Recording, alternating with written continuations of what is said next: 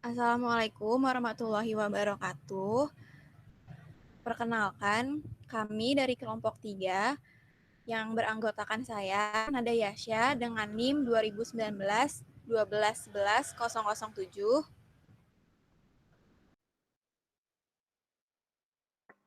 Saya Beatrice Alicia dengan NIM 2019 1211 001. Saya Linda Lestari dan NIM-nya 2019 12 11 018. Hari ini kami ingin mempresentasikan analisis laporan keuangan dengan tema yaitu chapter 1, Overview of Financial Statement Analysis. Yang pertama itu ada business analysis, adalah evaluasi prospek dan risiko perusahaan yang bertujuan untuk mengambil keputusan bisnis. Keputusan bisnis tersebut mencakup ekuitas dan nilai hutang, penilaian risiko kredit, pengujian audit, negosiasi kompensasi, dan yang lainnya. Analisis bisnis ini membantu dalam membuat keputusan yang tepat dengan membantu menyusun keputusan melalui evaluasi perusahaan. Terus ada types of business analysis. Yang pertama itu credit analysis.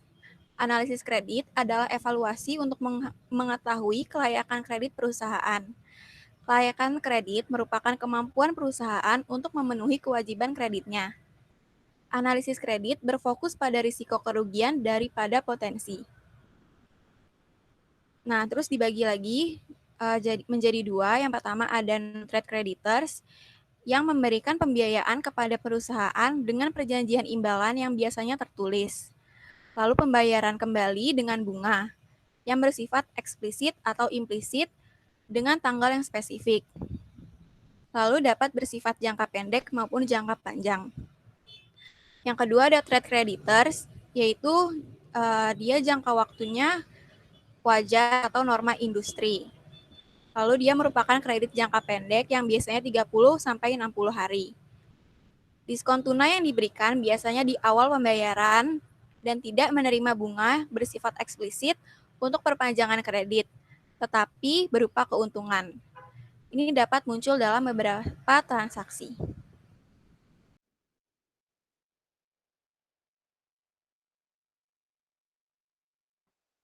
Selanjutnya ada analisis ekuitas yang merupakan proses dari menentukan nilai perusahaan dengan menganalisis dan menginterpretasikan faktor-faktor kunci untuk ekonomi industri dan perusahaan.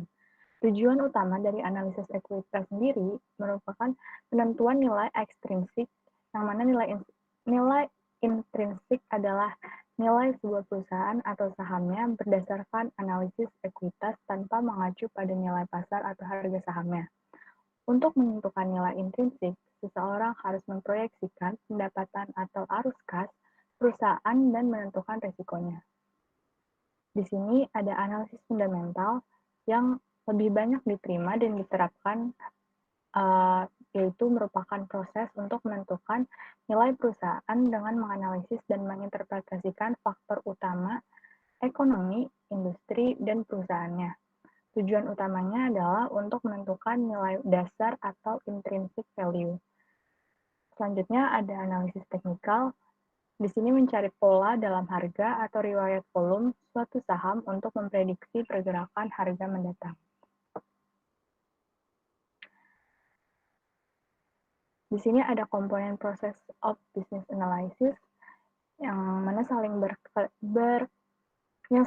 keterkaitan. Di mana business environment-nya back lagi juga. Business environment menjadi kepalanya. Business environment dan strategi analisisnya menjadi kepala yang saling terkait dengan accounting analysis, financial analysis, dan prospective analysis.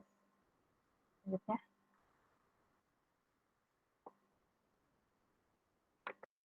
Analisis lingkungan bisnis dan strategi.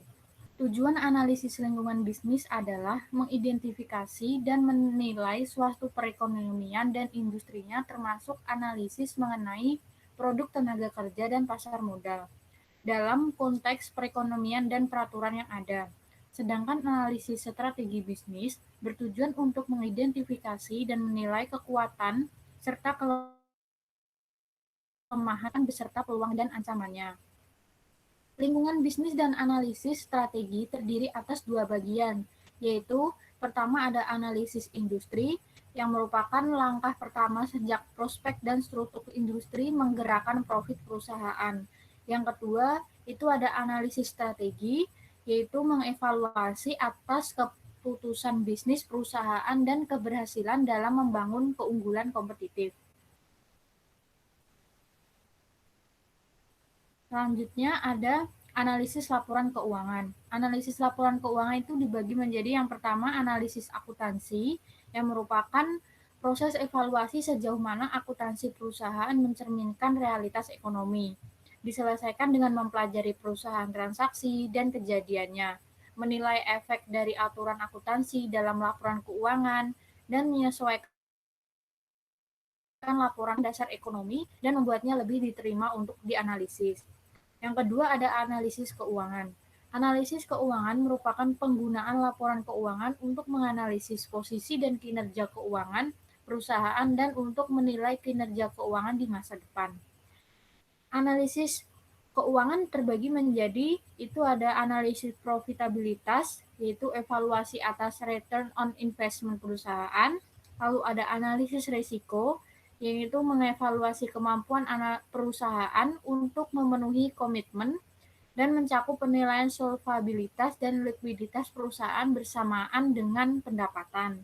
Lalu ada analisis arus kas, yaitu evaluasi bagaimana perusahaan mendapatkan dan menyebarkan uangnya.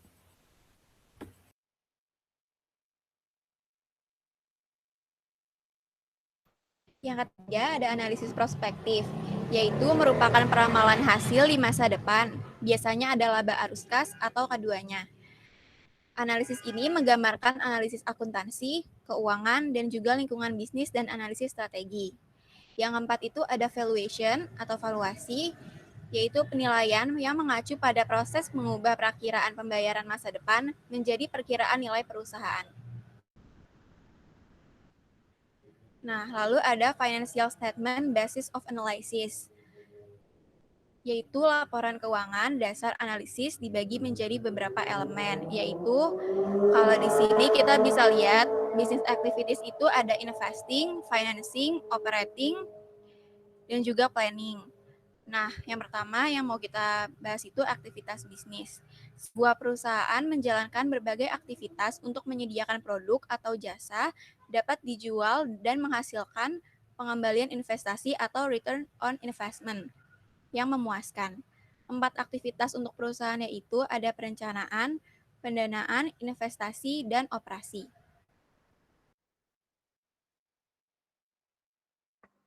Selanjutnya ada aktivitas perencanaan, yaitu mengimplementasikan sasaran dan tujuan tertentu sasaran dan tujuan perusahaan terdapat dalam rencana bisnis yang mendeskripsikan maksud perusahaan, strategi, dan taktik untuk aktivitasnya. Rencana bisnis membantu manajer untuk memusatkan usaha mereka dan mengidentifikasi kesempatan dan rintangan yang diharapkan.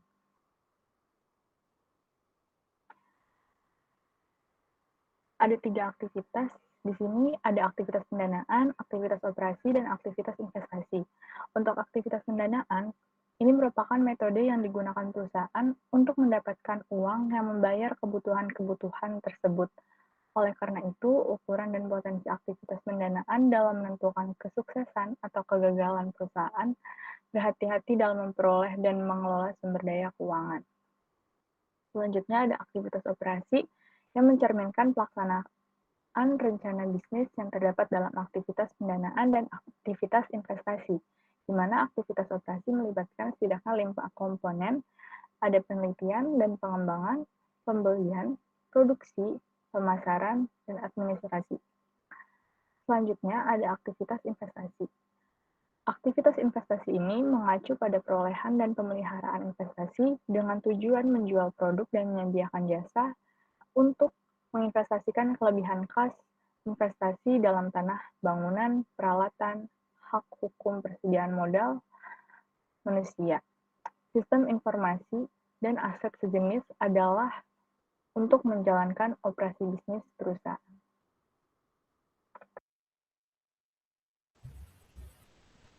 Selanjutnya ada financial statement reflects business activities.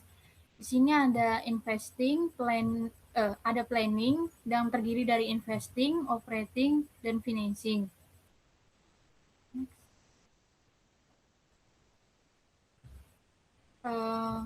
Di sini ada balance sheet, contoh balance sheet-nya, yaitu ada total investing itu sama dengan owner financing ditambah creditor financing.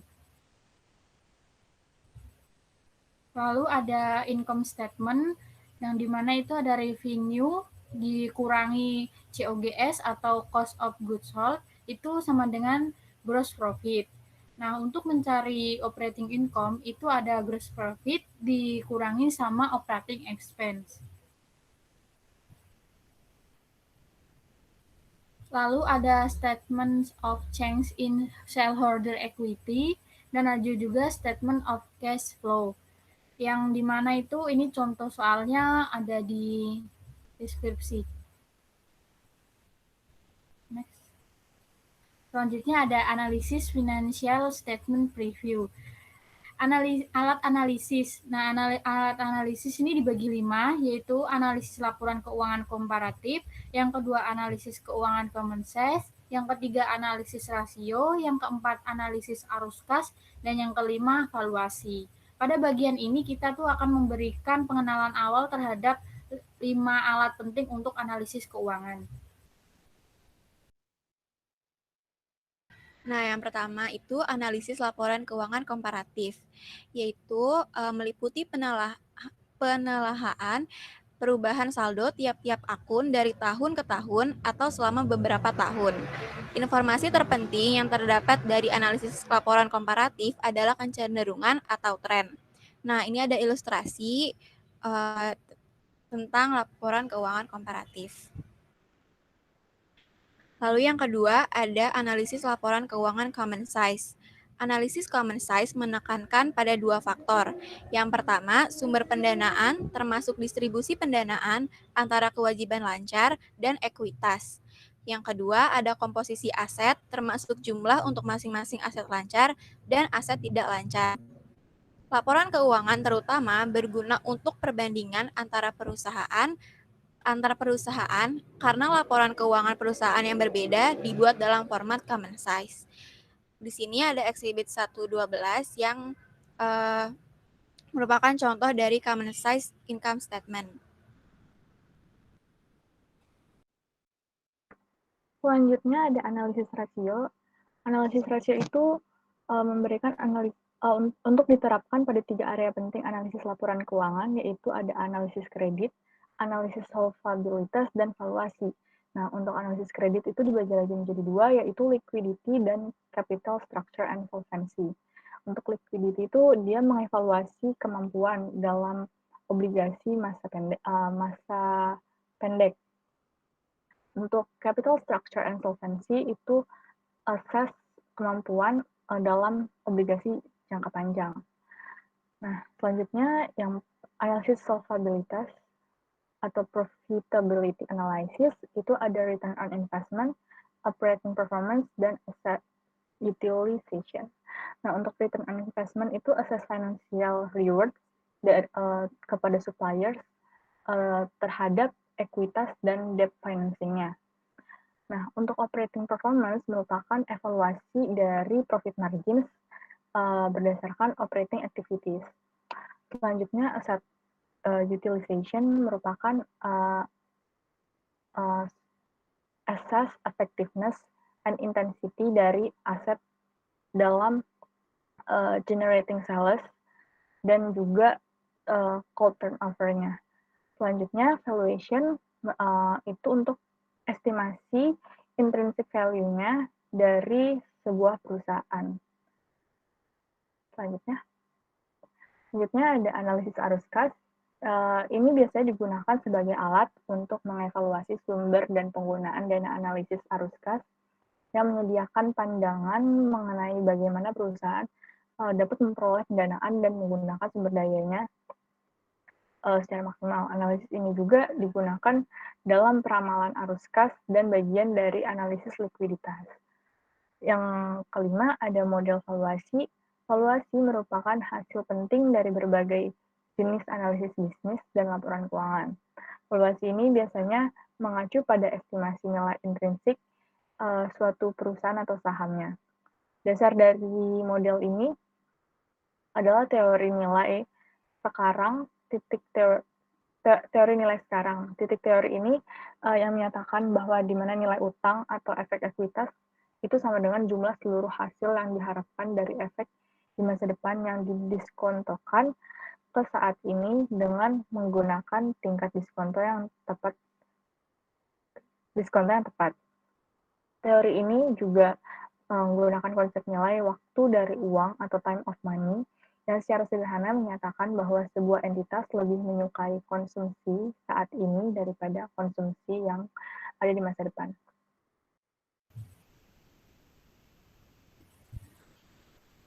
Selanjutnya ini ada debt valuation sama equity valuation.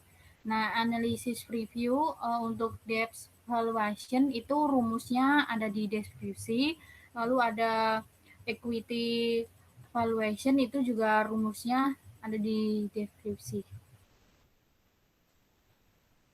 Contoh soalnya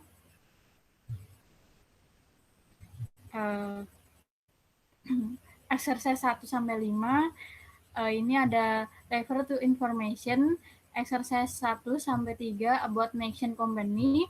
The company income statement for the years ended Desember 31, 2006 dan 2005. Untuk datanya ada di sini ada sales, ada COGS, lalu ada operating expense, interest expense, income tax, dan net income. Dan di sini kita disuruh mencari for the year ended 31, 2006 dan 2005, diasumsikan semua sales, kredit, dan the following collection period. Yang kedua ada account receivable, lalu ada inventory turnover, dan days sales inventory. Next. Nah, di sini solusi jawabannya yang pertama tadi kita mencari days sales receivable yang 2006 itu tadi kan datanya 88.500 dibagi 672.500 dikali 360. 360 ini udah rumus yaitu hari dalam 1 tahun. Jadi totalnya 47 hari. Terus yang 2005 itu 62.500 dibagi 530, 30.000 dikali sama 360 dan totalnya itu 42 hari. Yang B, kita mencari account receivable turnover. Untuk 2006-nya itu 672.500 dibagi 88.500 dan totalnya itu 8,9. Untuk 2005 530.000 dibagi 62.500 totalnya 9,5. Yang C, inventory turnover untuk 2006 itu 410.225 dibagi 111 itu totalnya 4,2. Untuk 2005 344.500 dibagi 82.500 dan totalnya 5,1. Untuk D, yang days sales inventory 2006 itu 111.500 dibagi 410.225 dikali 360. Totalnya 98 hari. Untuk yang 2005 82.500 dibagi 344.500 dikali 360 totalnya 86 hari. The number of days sales uncollect has increased and the account receivable turnover itu ditolak juga karena merchandise turnover has decreased and days sales inventory has increased. Lalu ada next. Nah, terus ada problem 15. Jadi, soal itu, assume you are an analyst evaluating Mesco company. The following data are available in your financial analysis. Unless otherwise indicated, all data are as of December 31, year 5. Nah, terus ada di sini tuh ada retained earning pada Desember 31, year 4. Terus ada gross profit margin ratio, asset test ratio, non-current asset, day sales in inventory, day sales in receivable, shareholders equity to total debt, sales yang all on credit, common stock, dan ada outstanding juga. Terus soalnya itu, using this data, construct the December 31 year 5 balance sheet for your analysis. Operating expense, excluding tax and cost of goods sold for year 5 are $180.000. The tax rate is 40%. Assume 360 day year in a ratio computation. No cash dividends are paid in either year 4 or year 5. Current asset consists of cash, account receivable, and inventory. Nah, di sini udah ada balance sheet dari Mesco Company yang ada aset, liabilities, dan equity-nya.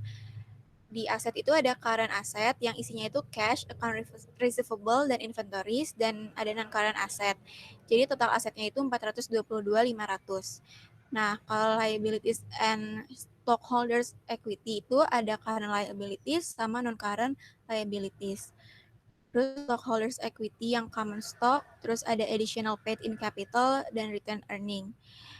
Jadi total liabilities and equity-nya 422.500. Nah, angka-angka di sini itu dapatnya dari computation ini. Yang pertama itu kita bisa dapetin salesnya itu udah dari soal, terus cost of goods sold-nya itu dapat dari 75% dari salesnya. Nah, gross profit-nya itu 25% dari sales. Jadi kalau di sales dikurang COGS juga dapat gross profit. Terus ada operating expense-nya udah diketahui, income before taxes-nya juga. Tax expense-nya itu tadi dikasih tahu rate-nya itu 40%. Jadi dapat net income 30.000 dari pengurangan dari sales sampai tax expense. Terus yang kedua itu buat nyari stockholders equity. Nah, tadi dikasih tahu common stock-nya itu parnya $15 dengan 10.000 shares. Jadi itu $150.000. Terus ada additional paid in capital-nya itu dari $21 dikurang parnya $15 dikali shares yang beredar. Terus ada retain earning di year 4-nya udah dikasih tahu. Terus net income-nya tadi udah diketahui dari note 1. Terus retain earning Desember 31 year 5-nya itu penambahan dari retain earning ditambah net income. Jadi total dari stockholders equity-nya setelah di jumlah itu $338.000. Terus total equity-nya itu berarti sama dengan 338.000 kan tadi. Itu dibagi 4 jadi $84.500 untuk total debt-nya. Yang keempat itu untuk mencari receivable-nya sama inventory-nya. Inventory-nya diketahui dari 690.000 dibagi inventory-nya itu dapat 8. Ini pokoknya berhubungan sama rasio-rasio yang di soal. Terus receivable-nya juga dapat $46.000. Terus total asetnya itu dari equity ditambah liability jadi 422.500. Kalau current asetnya dapat dari total aset dikurang non current aset jadi 142.500. Cash-nya itu dari current aset 142.500 dikurang 46.000 itu receivables-nya. Terus dikurang lagi sama inventory jadinya 10.250. Terus yang ke-6, note ke-6 itu ada asset test ratio. Dia buat nyari current liabilities. Kan diketahui cash sama account receivable-nya, sama asset test ratio-nya. lalu dimasukin terus di pindah-pindah ruas, jadi dapat current liabilities-nya 22.500. Yang non-current liabilities-nya itu dari liabilities yang total dikurang current liabilities jadi 62.500.